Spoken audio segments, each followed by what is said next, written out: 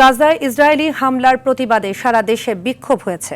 বৈশ্বিক ধর্মঘট কর্মসূচিতে সংহতি জানিয়ে বিভিন্ন শিক্ষা প্রতিষ্ঠানের একাডেমিক কার্যক্রম বন্ধ রাখা হয়। এসব কর্মসূচিতে শিক্ষার্থীদের পাশাপাশি নানা শ্রেণী পেশার মানুষ অংশ নেন। তারা গাজায় গণহত্যা বন্ধ ও নেতানিয়াহুর কঠোর শাস্তি দাবি করেন। সাকিবুর রহমানের রিপোর্টে দেখুন বিস্তারিত।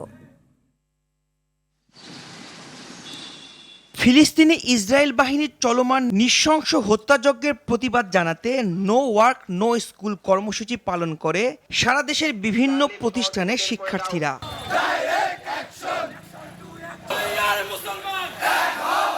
সকালে কেন্দ্রীয় শহীদ মিনারে জড়ো হয়ে ইসরায়েলি বর্বর হামলার প্রতিবাদ জানান ঢাকা বিশ্ববিদ্যালয় ও মেডিকেলের শিক্ষার্থীরা। বিক্ষোভ হয় রাজু ভাস্কর্যের পাদদেশ ও শাহবাগ চত্বরে।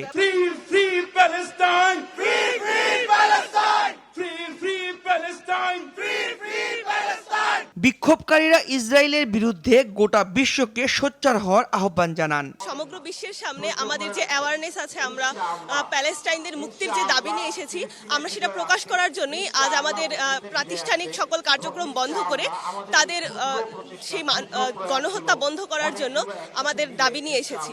মিনিমাম সম্মান নিয়ে যে বেঁচে থাকছি, তারা তো তা পাচ্ছে না।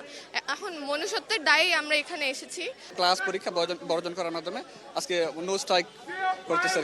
গাজার প্রতি সংহতি জানাতে বিক্ষোভে নামেন রাজধানীর বিভিন্ন বেসরকারি বিশ্ববিদ্যালয়ের শিক্ষার্থীরাও। গণহত্যার দায়ে নেতানিয়াহুর বিচার দাবি করেন তারা।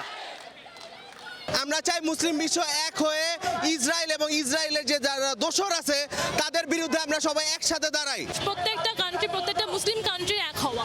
ফিলিস্তিনের পতাকা হাতে আন্দোলনে সোচ্চার ছিল সারা দেশের বিভিন্ন স্কুল, কলেজ, বিশ্ববিদ্যালয়ের শিক্ষার্থীরা।